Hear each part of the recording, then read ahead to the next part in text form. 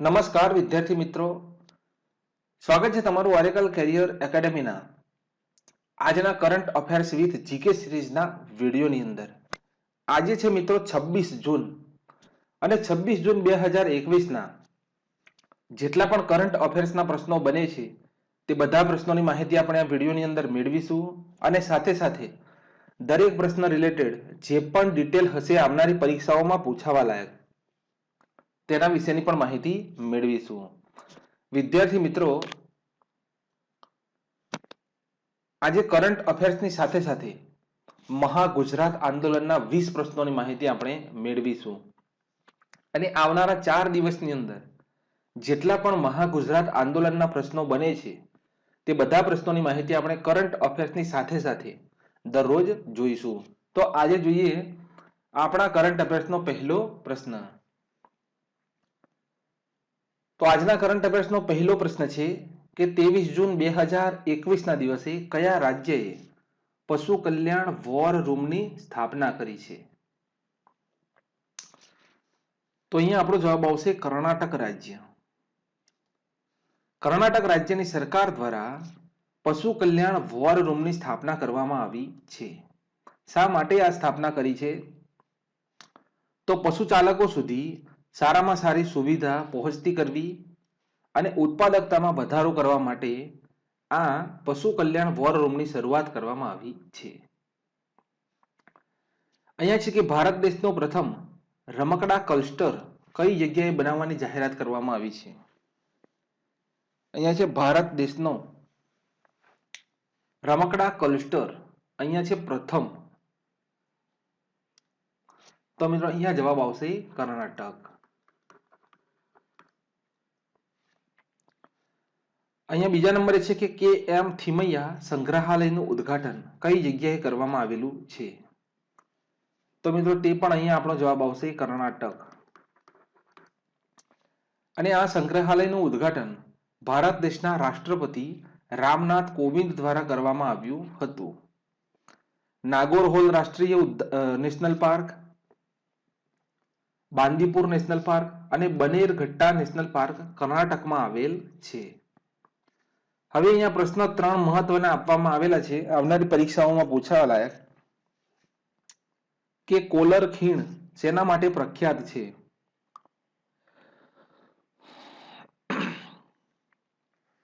Caller ખીણ શેના માટે પ્રખ્યાત છે?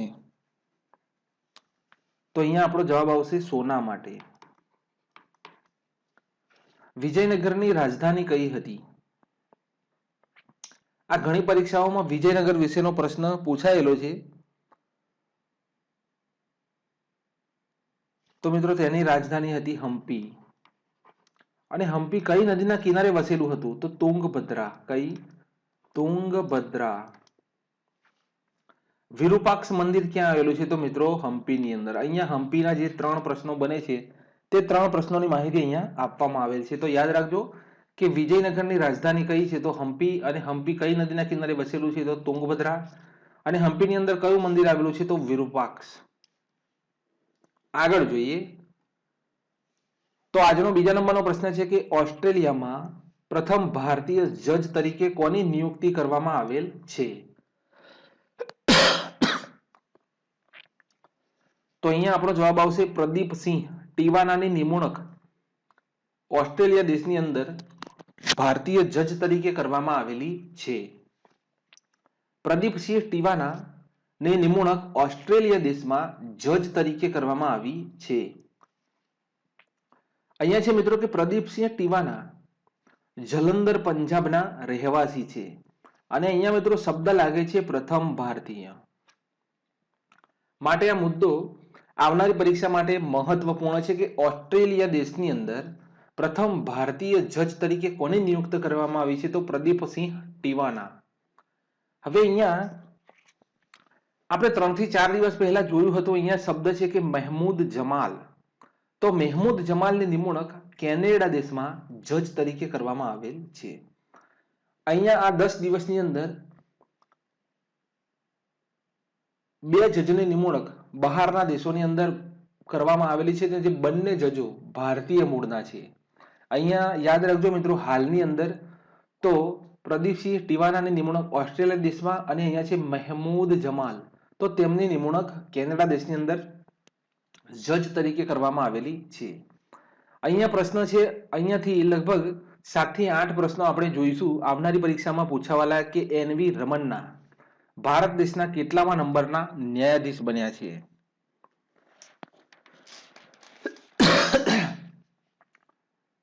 તો મિત્રો 48 નંબરના. ભારત દેશની પહેલી મહિલા હાઈકોર્ટના ન્યાયાધીશ કોણ છે? તો અહીંયા આપણો જવાબ આવશે અન્ના ચંડી, કેરળ. ભારત દેશની પ્રથમ અહીંયા છે કે મહિલા હાઈકોર્ટ ન્યાયાધીશ કોણ છે મિત્રો? તો અન્ના ચંડી, કેરળ. અહીંયા છે કે પ્રથમ મહિલા મુખ્ય ન્યાયાધીશ. તો અહીંયા આપણો જવાબ આવશે લીલા શેઠ, હિમાચલ પ્રદેશ. સુપ્રીમ કોર્ટની પહેલી મુખ્ય ન્યાયાધીશ, સુપ્રીમ કોર્ટની પહેલી મહિલા મુખ્ય ન્યાયાધીશ. તો અહીંયા આપણો જવાબ આવશે ફાતિમા બીવી. તેલંગાણા રાજ્યની પ્રથમ મહિલા મુખ્ય ન્યાયાધીશ. તો મિત્રો તેલંગાણા રાજ્યની અંદર પ્રથમ મહિલા મુખ્ય ન્યાયાધીશ તરીકે હિમા કોહલીની નિમણૂક કરવામાં આવેલી છે. અને સુપ્રીમ કોર્ટના પ્રથમ મુખ્ય ન્યાયાધીશ તો અહીંયા આપણો જવાબ આવશે હીરાલાલ જે કણિયા, હીરાલાલ જે કણિયા.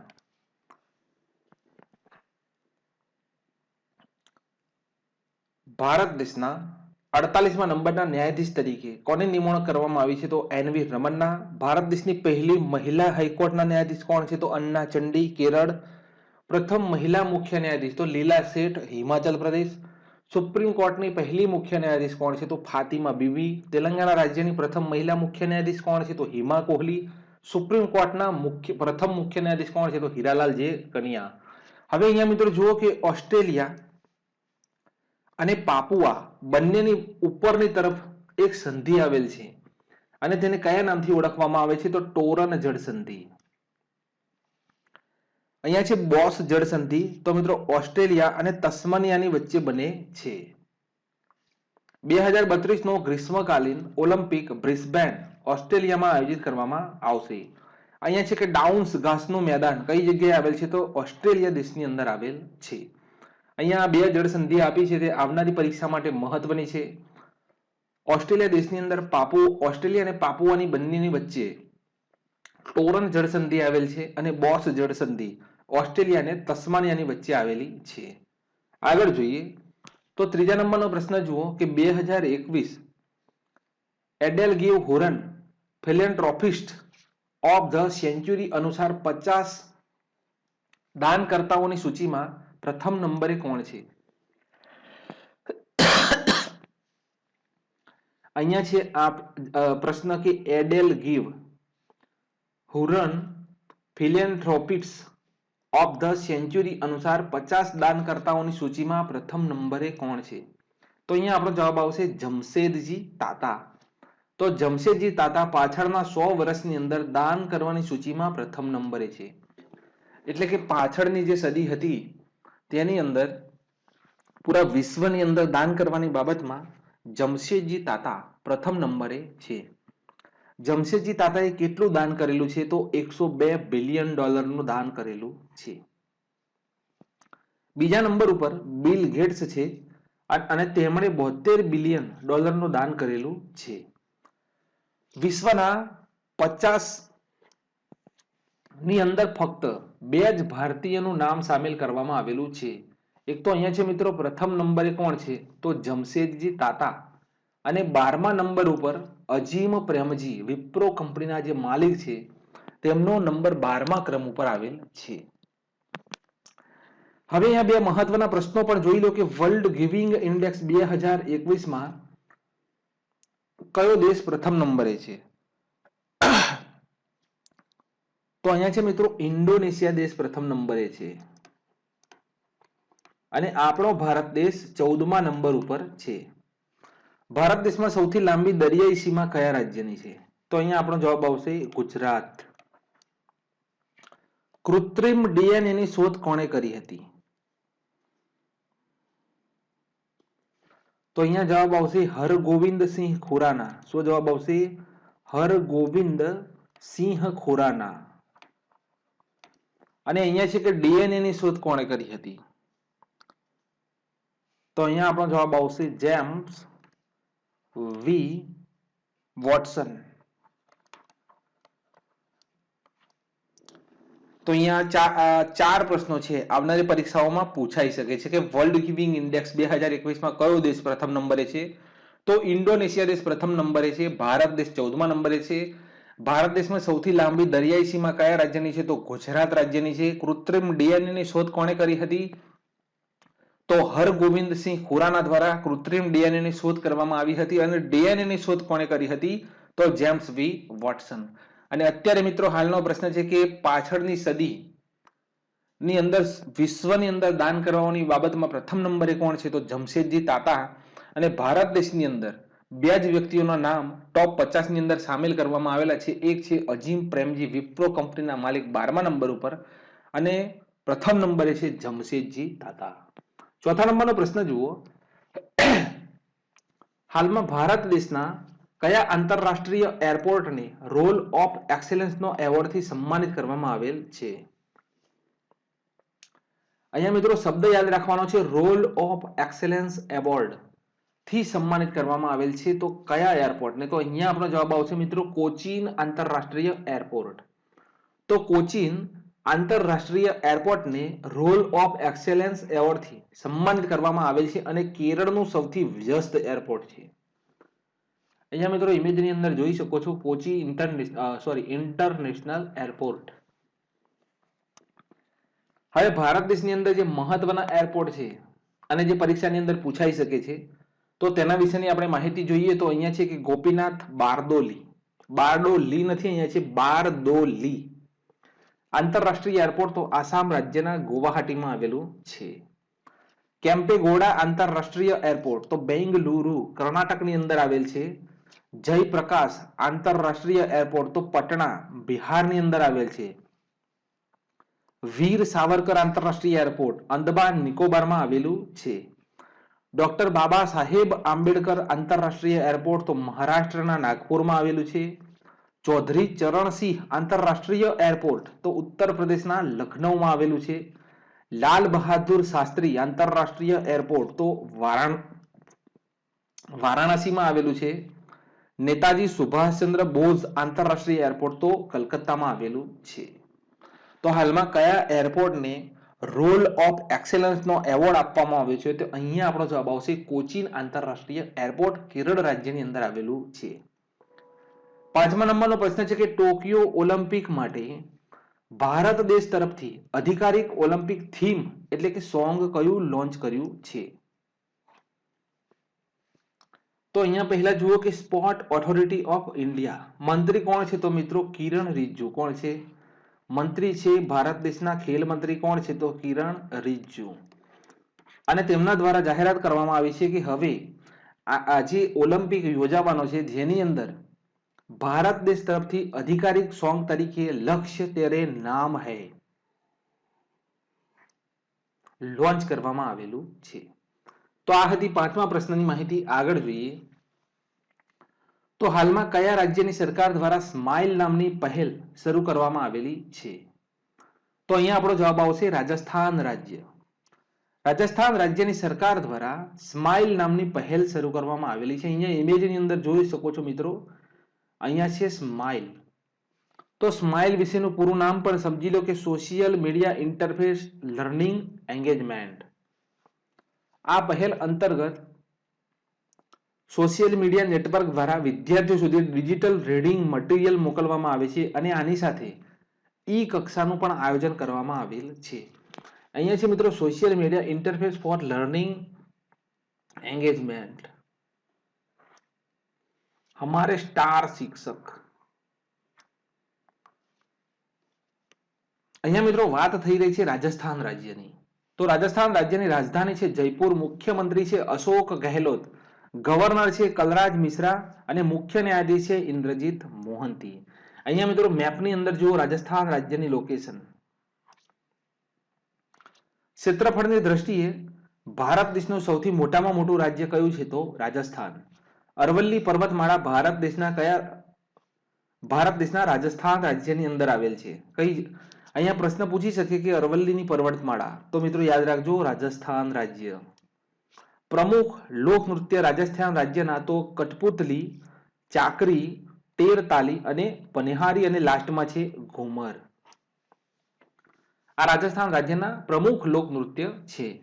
કર્ક રેખા ભારતના રાજસ્થાન રાજ્યમાં થઈને પસાર થાય છે.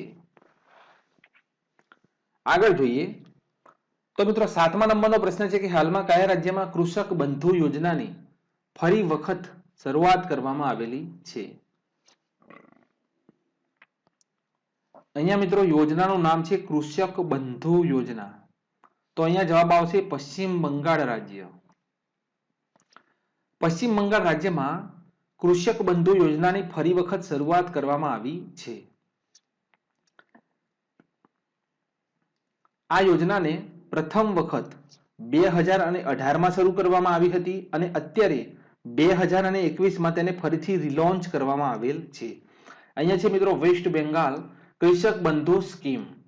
તો આ યોજના અંતર્ગત ખેડૂતોને દર વર્ષે 5,000 રૂપિયા આપવામાં આવે છે. અને અહીંયા મિત્રો નોટ્સ કરી લેજો કે 2018માં જ્યારે આ યોજના શરૂ કરવામાં આવી હતી ત્યારે ખેડૂતોને 5,000 રૂપિયા આપવામાં આવતા હતા. અહીંયા છે કે PMKY એટલે કે પ્રધાનમંત્રી કિસાન યોજના અંતર્ગત દર વર્ષે ખેડૂતોને 6,000 રૂપિયા આપવામાં આવે છે. પણ હવે અહીંયા જે પશ્ચિમ બંગાળ છે તેણે આ જે યોજના છે કૃષક બંધુ યોજના તેની અંદર ઘણા ચેન્જીસ કર્યા છે અને હવે પશ્ચિમ બંગાળ દ્વારા ખેડૂતોને દર વર્ષે 10,000 રૂપિયા આપવામાં આવશે તેવી જાહેરાત પશ્ચિમ બંગાળના મુખ્યમંત્રી મમતા બેનર્જી દ્વારા કરવામાં આવેલી છે. આજે મિત્રો પશ્ચિમ બંગાળની પૂરી માહિતી મેળવીશું. આવનારી પરીક્ષાની અંદર જો પશ્ચિમ બંગાળનો કોઈ પણ પ્રશ્ન પૂછાય તો દરેક પ્રશ્નની માહિતી અહીંયાથી મળશે. તો અહીંયા પહેલું છે કે પશ્ચિમ બંગાળની કેપિટલ કઈ છે? તો અહીંયા છે કલકત્તા. કલકત્તા કઈ નદીના કિનારે વસેલું છે? તો અહીંયા આપણો જવાબ આવશે હુગલી નદીના કિનારે. કઈ નદીના કિનારે વસેલું છે? તો હુગલી નદીના કિનારે વસેલું છે. કલકત્તા બંદરનું નામ કોના નામ ઉપર રાખવામાં આવેલું છે? તો અહીંયા નોટ્સ કરી લેજો શ્યામા પ્રસાદ મુખર્જી.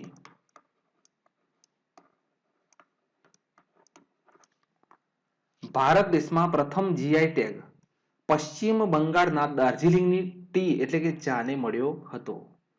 ઝારખંડની કોહબર પેઇન્ટિંગને જીઆઈ ટેગ મળેલ છે. કાશ્મીરના કેસરને જીઆઈ ટેગ મળેલ છે. મણિપુરના કાળા ચોખાને જીઆઈ ટેગ મળેલો છે. અહીંયા છે કે કાલા નમક ચાવલ મહોત્સવ કયા રાજ્યમાં ઉજવવામાં આવે છે? તો આપણો જવાબ આવશે ઉત્તર પ્રદેશના સિદ્ધાર્થનગરની અંદર. પશ્ચિમ બંગાળના સુંદરવનને કયા ફોરેસ્ટ તરીકે ઓળખવામાં આવે છે? તો અહીંયા મિત્રો આપણો જવાબ આવશે મેનગ્રોવ. કયા? મેનગ્રોવ. ભારતની સૌથી મોટામાં મોટી લાઇબ્રેરી કઈ જગ્યાએ આવેલ છે? તો અહીંયા આપણો જવાબ આવશે કલકત્તા. અંદમાન નિકોબારની હાઈકોર્ટ કઈ જગ્યાએ આવેલ છે? તો અહીંયા આપણો જવાબ આવશે કલકત્તા. ભારત દેશનું સૌથી મોટામાં મોટું મ્યુઝિયમ કઈ જગ્યાએ આવેલું છે? તો કલકત્તા. ભારત દેશની પ્રથમ બોટિંગ પુસ્તકાલયની સુવિધા શરૂ કરનારું રાજ્ય કયું છે? તો પશ્ચિમ બંગાળ. અહીંયા મિત્રો યાદ રાખજો બોટિંગ પુસ્તકાલય એટલે કે બોટિંગ લાઇબ્રેરી તો તેની શરૂઆત કરનારું પ્રથમ રાજ્ય છે Paschim Bangal. Sundarban tiger reserve, Buxa tiger reserve Paschim બંગાળની અંદર આવેલ છે. Jaldapara wild life sanctuary, Mahananda wild life sanctuary Paschim બંગાળમાં આવેલ છે. અહીંયા છે મિત્રો જલદાધારા અને જલદાપારા છે. જલદાપારા વાઇલ્ડ લાઇફ સેન્ચ્યુરી અને મહાનંદા વાઇલ્ડ લાઇફ સેન્ચ્યુરી પશ્ચિમ બંગાળ રાજ્યની અંદર આવેલ છે. આગળ જોઈએ તો 8મા નંબરનો પ્રશ્ન છે કે નીચેનામાંથી કયું વાક્ય સાચું સાચા છે? અહીંયા મિત્રો હાલમાં WHO દ્વારા એક રિપોર્ટ જાહેર કરવામાં આવેલી છે. તેના વિશેનો અહીંયા 8મા નંબરનો આજનો પ્રશ્ન છે આપણો કે નીચેનામાંથી કયું વાક્ય સાચું સાચા છે? તો અહીંયા છે કે WHO ની રિપોર્ટ મુજબ ભારતમાં દક્ષિણ પૂર્વ એશિયા ક્ષેત્રમાં આત્મહત્યાનો દર સૌથી વધારે છે. તો અહીંયા મિત્રો આ વિધાન સાચું છે. અત્યાર સુધી 38 દેશોમાં રાષ્ટ્રીય આત્મહત્યા રોકથામ રણનીતિ છે. અહીંયા છે 38 દેશની અંદર જ ફક્ત આત્મહત્યા રોકથામ નીતિ છે, તો અહીંયા આ વિધાન પણ સાચું છે. 2019માં દુનિયાભરમાં 15 થી 29 વર્ષના યુવાનો લોકોનું આત્મહત્યાનું મૃત્યુ મહત્વનું કારણ છે, તો અહીંયા આ વિધાન પણ સાચું છે. આફ્રિકા, યુરોપ, દક્ષિણ પૂર્વ એશિયામાં આત્મહત્યા દર વિશ્વ કરતા સૌથી વધારે છે, તો અહીંયા આ વિધાન પણ સાચું છે. તો અહીંયા આપણો જવાબ આવશે 1, 2, 3 અને 4 સાચું છે. અહીંયા મિત્રો આ WHO દ્વારા એક રિપોર્ટ જારી કરવામાં આવી હતી. WHO ની રિપોર્ટ મુજબ ભારતમાં દક્ષિણ પૂર્વ એશિયા ક્ષેત્રમાં આત્મહત્યા દર સૌથી વધારે છે, તો એ વિધાન સાચું છે. અત્યાર સુધી 38 દેશોની અંદર રાષ્ટ્રીય આત્મહત્યા રોકથામ રણનીતિ છે, તો તે વિધાન પણ સાચું છે. 2019માં દુનિયાભરમાં 15 થી 29 વર્ષના યુવાન લોકોનું મૃત્યુ આત્મહત્યાના કારણે થાય છે, તો તે વિધાન પણ સાચું છે. અને ચોથા નંબરે છે કે આફ્રિકા, યુરોપ, દક્ષિણ પૂર્વ એશિયામાં આત્મહત્યા દર વિશ્વ કરતા સૌથી વધારે છે, તો અહીંયા તે વિધાન પણ સાચું છે. તો આપણો જવાબ આવશે 1, 2, 3 અને 4. અહીંયા મિત્રો મહત્વના 3 પ્રશ્નો આપવામાં આવેલા છે કે સંયુક્ત રાષ્ટ્રની રિપોર્ટ અનુસાર અપહરણના મામલાઓમાં વિશ્વભરમાં કેટલી વૃદ્ધિ થઈ છે. તો અહીંયા મિત્રો નોટ્સ કરી લેજો. 90%. કેટલી વૃદ્ધિ થઈ છે? 90% વૃદ્ધિ થઈ છે. હાલમાં ભારત દેશના કયા ખેલાડીએ ગોલ કરવાના મામલામાં લિયોનેલ મેસીને પણ પાછળ છોડી દીધો છે? તો અહીંયા આપણો જવાબ આવશે સુનિલ છેત્રી. શું જવાબ આવશે? સુનિલ છેત્રી. કયા દેશના છે? તો મિત્રો સુનિલ છેત્રી ભારત દેશના છે. 2021નો central European university open society પુરસ્કાર કોને મળ્યો છે? તો અહીંયા મિત્રો નોટ્સ કરી લેજો. કે સેલ્જા. કોણ છે? કે સેલ્જા. અને મિત્રો કે સેલ્જા કોણ છે? તો કેરળ રાજ્યના સ્વાસ્થ્ય મંત્રી છે. આગળ જોઈએ તો 9મા નંબરનો પ્રશ્ન છે India business process outsourcing promotion scheme અંતર્ગત કયા રાજ્યએ સૌથી વધારે યુવાન લોકોને નોકરી આપવાના બાબતમાં પ્રથમ નંબરે છે? અહીંયા મિત્રો India business process outsourcing promotion scheme અંતર્ગત કયું રાજ્ય પૂરા ભારત દેશની અંદર યુવાન લોકોને નોકરી આપવાના બાબતમાં પ્રથમ નંબરે છે? તો અહીંયા આપણો જવાબ આવશે આંધ્રપ્રદેશ. આંધ્રપ્રદેશ રાજ્ય India business process outsourcing promotion scheme અંતર્ગત ભારત દેશની અંદર યુવાનોને નોકરી આપવાના બાબતમાં પ્રથમ નંબરે છે.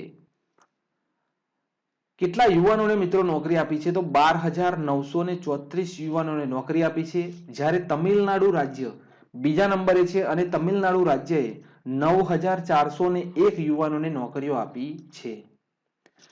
આંધ્રપ્રદેશ રાજ્યની વાત થઈ રહી છે તો આંધ્રપ્રદેશ રાજ્યમાં Papikonda national park, Srisailam tiger reserve અને પુલિકટ લેક બર્ડ સેન્ચ્યુરી આવેલી છે. મુખ્યમંત્રી કોણ છે? તો YS જગનમોહન રેડ્ડી અને ગવર્નર છે વિશ્વભૂષણ હરિચંદન. આગળ જોઈએ મિત્રો 10મા નંબરનો પ્રશ્ન છે કે હાલમાં કયા રાજ્યમાં ટ્રાન્સજેન્ડર પ્રોટેક્શન સેલનું ગઠન કરવામાં આવશે? અહીંયા મિત્રો તમે ઇમેજની અંદર જુઓ તો અહીંયા મિત્રો આપણો જવાબ આવશે રાજસ્થાન રાજ્યની અંદર.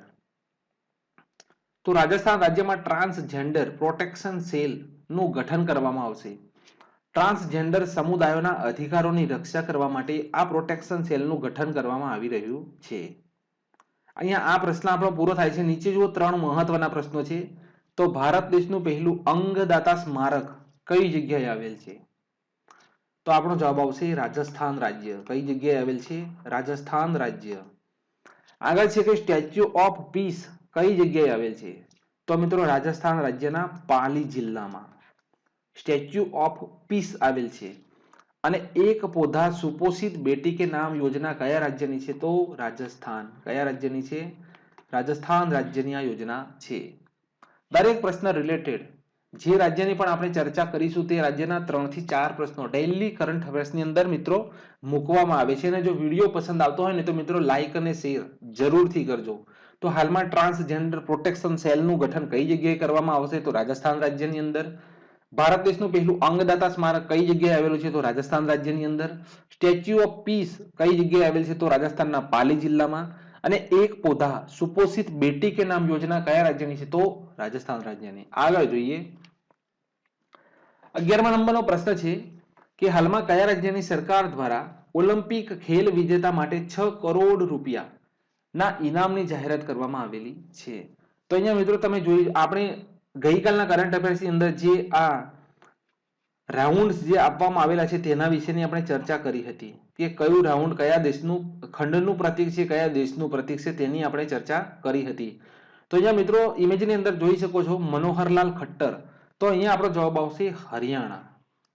તો હરિયાણા રાજ્ય સરકાર દ્વારા ઓલિમ્પિક રમત વિજેતા બનનારને અહીંયા મિત્રો નોટ્સ કરજો, ઓલિમ્પિક બનનારને 6 કરોડ રૂપિયાની ઇનામની જાહેરાત કરવામાં આવેલી છે.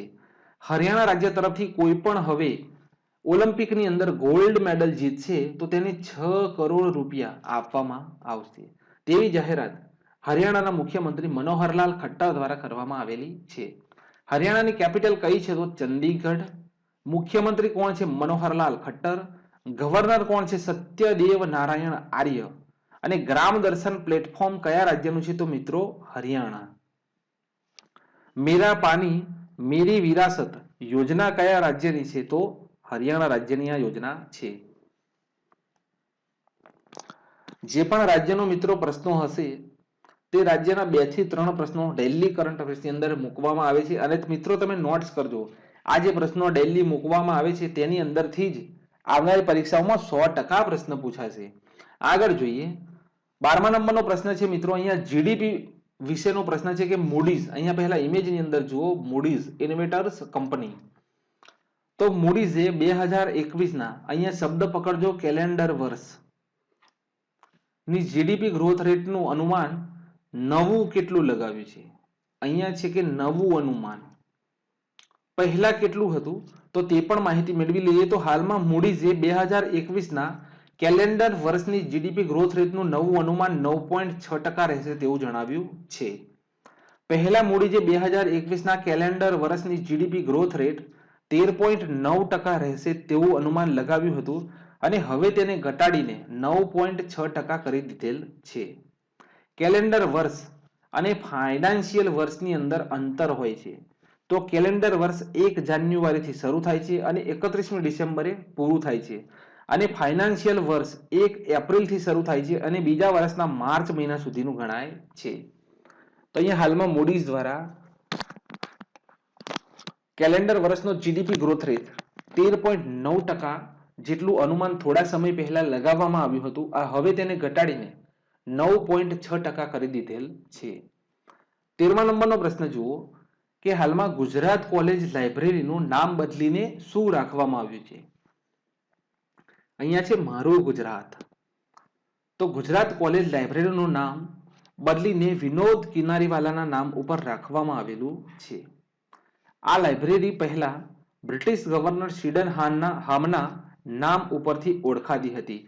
શિક્ષણ વિભાગે અંગ્રેજી સ્થાપકનું નામ હટાવવા માટે સૂચન કર્યું હતું અને હાલમાં તેનું નામ બદલીને વિનોદ કિનારીવાલા કોલેજ લાઇબ્રેરી કરવામાં આવેલ છે. તો અહીંયા મિત્રો નામકરણ કરવામાં આવેલું છે તો યાદ રાખજો, તે પણ મુદ્દો પરીક્ષાની અંદર પૂછાઈ શકે છે. અને અહીંયા આપણો મુદ્દો છે ગુજરાત રાજ્ય વિશે. તો ગુજરાત કોલેજ લાઇબ્રેરીનું નામ કોના નામ ઉપરથી રાખવામાં આવ્યું છે તેટલી જ ડિટેલ આપણે યાદ રાખવાની છે, તો વિનોદ કિનારીવાલા. 14મા નંબરનો પ્રશ્ન જુઓ કે આંતરરાષ્ટ્રીય ભારત દેશના સ્વિમર માના પટેલને ટોક્યો ખાતે યોજાનાર ઓલિમ્પિક્સના યુનિવર્સોલિટી, અહીંયા શું છે મિત્રો યુનિવર્સોલિટી પ્લેસીસ માટે નોમિનેટ કરવામાં આવ્યા છે.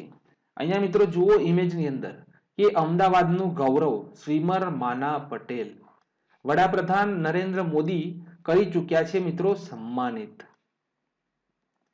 તો અહીંયા ગુજરાત માટે બહુ મોટી વાત છે કે આંતરરાષ્ટ્રીય ભારત દેશના સ્વિમર છે અને તેમનું નામ છે મિત્રો માના પટેલ અને યુનિવર્સાલિટી પ્લેસીસ માટે તેમને નોમિનેટ કરવામાં આવ્યા છે. અમદાવાદના વતની છે અને તેમની ઉંમર કેટલી છે? તો માત્ર 21 વર્ષની. તો અહીંયા મિત્રો ગુજરાત માટે બહુ ખુશીની વસ્તુ છે આ જગ્યા ઉપર. 14મા નંબરનો પ્રશ્ન છે મિત્રો, અહીંયા નામ ખાસ યાદ રાખજો, માના પટેલ અમદાવાદ. 15મા નંબરનો પ્રશ્ન જોઈએ તો હાલમાં જ આવેલી રિપોર્ટ મુજબ વિશ્વમાં સૌથી પાવરફુલ પાસપોર્ટ કયા દેશનો છે? આપણે મિત્રો થોડા સમય પહેલા જોયું હતું તો જાપાન દેશનો પાસપોર્ટ હતો. કયો હતો? જાપાન દેશનો પાસપોર્ટ. અહીંયા રિપોર્ટ કોના દ્વારા બહાર પાડવામાં આવી છે તે આપણા માટે મહત્વનું છે. તો અહીંયા હાલમાં આવેલી રિપોર્ટ મુજબ વિશ્વનો પાવરફુલ પાસપોર્ટ કયા દેશનો છે? તો અહીંયા આપણો જવાબ આવશે મિત્રો જર્મની. અહીંયા નોટ્સ કરી લેજો મિત્રો. આર્ટન કેપિટલ પાસપોર્ટ ઇન્ડેક્સ દ્વારા એક રિપોર્ટ બહાર પાડવામાં આવી છે અને તે રિપોર્ટ મુજબ જર્મની દેશનો પાસપોર્ટ પૂરા વિશ્વમાં સૌથી પાવરફુલ છે. અહીંયા મિત્રો ફરી એક વખત કહું છું કે આર્ટન કેપિટલ પાસપોર્ટ ઇન્ડેક્સ આ શબ્દ પકડી રાખજો. કેમ કે પરીક્ષાની અંદર આના ઉપરથી જ પ્રશ્ન બને છે કે આર્ટન કેપિટલ પાસપોર્ટ ઇન્ડેક્સ દ્વારા જે રિપોર્ટ બહાર પાડવામાં આવ્યો હતો તેમાં કયા દેશનો પાસપોર્ટ સૌથી પાવરફુલ છે? તો અહીંયા આપણો જવાબ આવશે મિત્રો જર્મની. તો જર્મન પાસપોર્ટ 100 દેશની અંદર વિઝા વગર ફરી શકાય છે. અમેરિકા મિત્રો ટોપ 10 ની અંદર હતું જેમાંથી તે ખસીને 12મા સ્થાન ઉપર પહોંચી ગયું છે. આપણો ભારત દેશ આ ઇન્ડેક્સમાં 13 સ્થાન પાછળ ગયો છે. 61મા નંબર ઉપર આપણો ભારત દેશ છે. ભારતીય પાસપોર્ટ દ્વારા 20 દેશોમાં વગર વિઝાએ ફરી શકાય છે. ચીન દેશમાં મિત્રો 24મો નંબર છે અને પાકિસ્તાન દેશનો 80મા નંબર ઉપર છે. પાકિસ્તાનનો પાસપોર્ટ 80મા નંબર ઉપર મિત્રો પૂરા વિશ્વની અંદર છે. ચીન દેશનો 24મા નંબર ઉપર. અમેરિકા દેશ ટોપ 10 ની અંદર હતો જે હટીને 12મા સ્થાન ઉપર ચાલ્યો ગયો છે. અને અહીંયા યાદ રાખીશું કે આર્ટન કેપિટલ પાસપોર્ટ ઇન્ડેક્સ જે બહાર પાડવામાં આવ્યો છે જેની અંદર પ્રથમ નંબરે કયો દેશ છે? તો જર્મન પાસપોર્ટ પ્રથમ નંબરે છે. 100 દેશની અંદર વિઝા વગર તમે ફરી શકો છો. 16મા નંબરનો પ્રશ્ન જુઓ. તો મિત્રો પૂનમના દિવસે એક અનોખી ખગોળીય ઘટના ઘટિત થઈ હતી અને તે ઘટના છે મિત્રો સ્ટ્રોબેરી મૂન. પૂનમના દિવસે સ્ટ્રોબેરી મૂન જોવામાં આવ્યો હતો. યુરોપના દેશોમાં તેને રોઝ મૂન તરીકે ઓળખવામાં આવે છે. ઉત્તર ગોળાર્ધમાં હોટ મૂન તરીકે તેને ઓળખવામાં આવે છે. ભારત દેશમાં જૂન પૂર્ણિમા તરીકે ઓળખવામાં આવે છે. ગુજરાત રાજ્યમાં જ્યેષ્ઠ પૂર્ણિમા તરીકે ઓળખવામાં આવે છે. અહીંયા નાસા દ્વારા કહેવામાં આવી રહ્યું છે કે આ ચંદ્રને 3 દિવસ સુધી જોઈ શકાશે. સ્ટ્રોબેરી મૂનનું નામ ઉત્તર અમેરિકાની મૂળ જનજાતિ ઓજીવે, ડાકોટા અને લકોટા દ્વારા આપવામાં આવેલું છે. આ મોસમમાં સ્ટ્રોબેરી તૈયાર થાય છે અને તેને તોડીને ઘરે લાવવામાં આવે છે. તેના કારણે આ ચંદ્રનું નામ સ્ટ્રોબેરી મૂન રાખવામાં આવેલું છે. કોના દ્વારા? તો અમેરિકા દેશની મૂળ જનજાતિ છે ઓજીવે, ડાકોટા અને લકોટા. આ 3 જનજાતિ અત્યારે આ સિઝનની અંદર સ્ટ્રોબેરી તૈયાર થાય છે અને સ્ટ્રોબેરીને તોડીને ઘરે લાવવામાં આવે છે જેના કારણે આ ચંદ્રનું નામ સ્ટ્રોબેરી મૂન રાખવામાં આવેલું છે.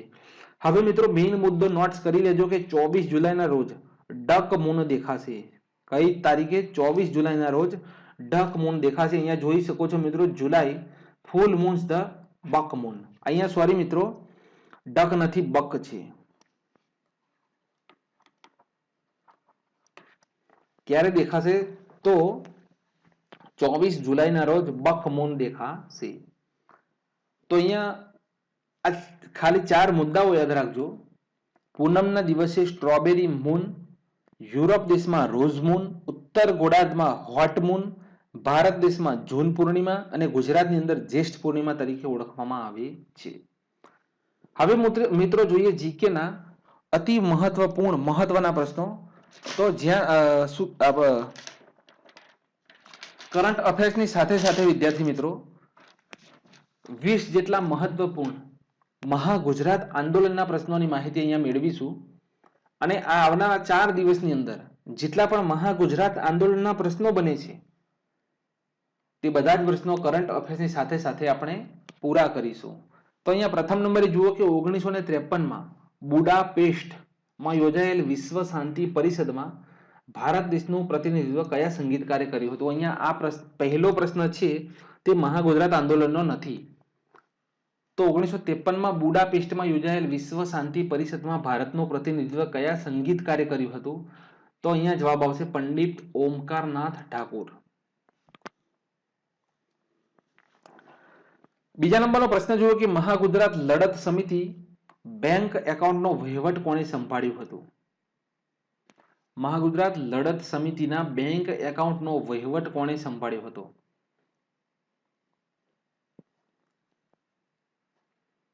તો અહીંયા મિત્રો આપણો જવાબ આવશે શેઠ રતિલાલ ખુશાલદાસ.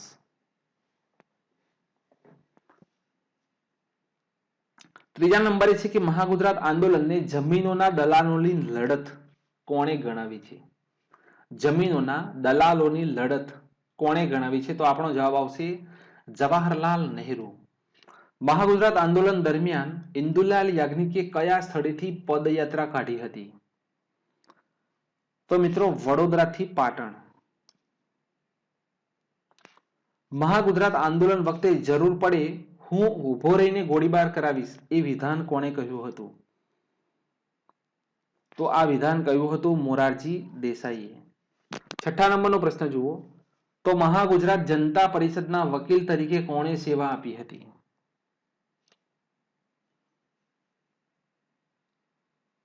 તો અહીંયા આપણો જવાબ આવશે શ્રી ડી.કે. શાહ. સાતમા નંબરે છે કે મસાલ સરઘસ દરમિયાન ઇન્દુલાલ યાજ્ઞિકને ચાંદીની મસાલ કોણે ભેટ આપી હતી?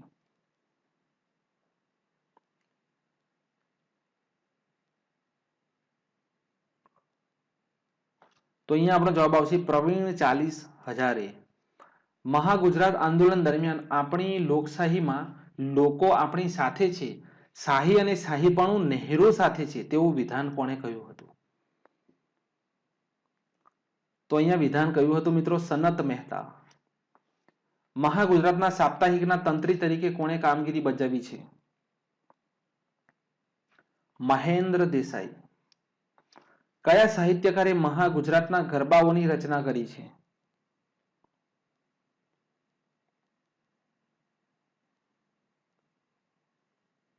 અહીંયા મિત્રો જવાબ આવશે ઘનશ્યામ ઠાકર. 10મા નંબરનો પ્રશ્ન છે તેનો જવાબ છે ઘનશ્યામ ઠાકર.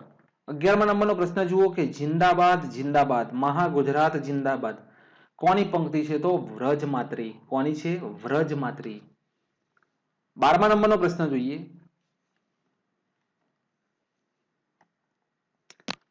શંખ ફૂંકાયો લોકયુદ્ધની વાગે છે રણહાક ગુર્જર જનતા જંગ મહી આવે છે ભરીને ફાડ પંક્તિ કોની છે? તો અહીંયા મિત્રો જવાબ આવશે અંબાલાલ ડાયર.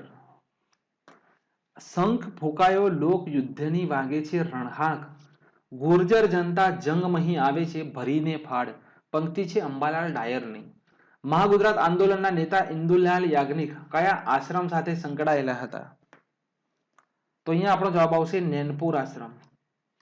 સંયુક્ત મહારાષ્ટ્ર સમિતિ અને મહાગુજરાત જનતા પરિષદ વચ્ચેના પૂના કરારનો વિરોધ કોણે કર્યો હતો? સંયુક્ત મહારાષ્ટ્ર સમિતિ અને મહાગુજરાત જનતા પરિષદ પૂના કરારનો વિરોધ કોણે કર્યો હતો? તો અહીંયા જવાબ આવશે મિત્રો સર પુરુષોત્તમદાસ ત્રિકમદાસ. મહાગુજરાત આંદોલનમાં ભાગ લેનાર મહિલાઓમાં કોનો સમાવેશ થતો નથી? અરુણાબેન મહેતા, વીરબાળાબહેન નગરવાડિયા, ચરુમતીબહેન યોદ્ધા. તો અહીંયા મિત્રો દામિનીબેન મહેતાનો સમાવેશ થતો નથી. મહાગુજરાતનો ઠરાવ ગુજરાત કોંગ્રેસે કયા સ્થળે કર્યો હતો? તો અહીંયા આપણો જવાબ આવશે મહેમદાવાદ. 17મા નંબરનો પ્રશ્ન જુઓ કે મહાગુજરાત આંદોલન દરમિયાન થયેલ ખાંભી સત્યાગ્રહ વખતે થયેલા ગોળીબારની તપાસ કરવા કયા પંચની રચના કરવામાં આવી હતી? અહીંયા મિત્રો જસ્ટિસ મારાથી ટાઈપ થતું નહોતું તેટલા માટે અહીંયા ઇંગ્લિશમાં છે. તો અહીંયા મિત્રો નામ આવશે કોટવાલ પંચ. મહાગુજરાત જનતા પરિષદની ઓફિસ ક્યાં શરૂ થઈ હતી? રિલીફ રોડ પર નિશાળ પોળને નાકે. મહાગુજરાત તો મારા મળદા ઉપર થઈ શકે તેવું વિસ્ફોટક વિધાન કોણે કહ્યું હતું? સ્ફોટક વિધાન. તો મિત્રો કોણે કહ્યું હતું? મોરારજી દેસાઈએ. મહાગુજરાત આંદોલન દરમિયાન કોના નેજા હેઠળ નેશનલ યુનિયન ઓફ સ્ટુડન્ટ ની અમદાવાદ લો કોલેજમાં સભા ભરાઈ હતી? તો અહીંયા મિત્રો જવાબ આવશે ડોક્ટર સેલત. તો આ હતી મહાગુજરાત આંદોલનના 20 પ્રશ્નોની માહિતી. અને વિદ્યાર્થી મિત્રો તો આજનો વિડીયો ગમ્યો હોય અને માહિતી યોગ્ય લાગી હોય તો વિડીયોને લાઈક શેર અને સબસ્ક્રાઇબ જરૂરથી કરજો. મળીશું નેક્સ્ટ લેક્ચરની અંદર. જય હિન્દ, જય ભારત.